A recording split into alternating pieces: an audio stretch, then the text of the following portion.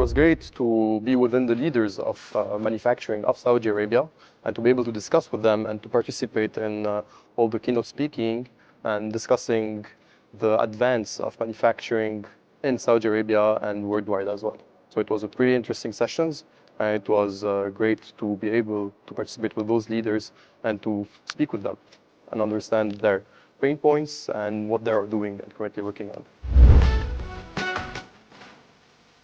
We had mainly leaders of the sectors of Saudi, so it was great. The quality of people attending the event was amazing, and how it helped us as SAAB RDS, as a solution provider for this sector, is to meet those people, understand exactly what are their pain points and what are their strategies to grow their market in the digital manufacturing aspect. So it was pretty interesting to discuss with them. Yes, I truly believe that we will be participating in other events so that we can continue talking to those leaders and also talking about our experience in working with the leaders of the manufacturing sector.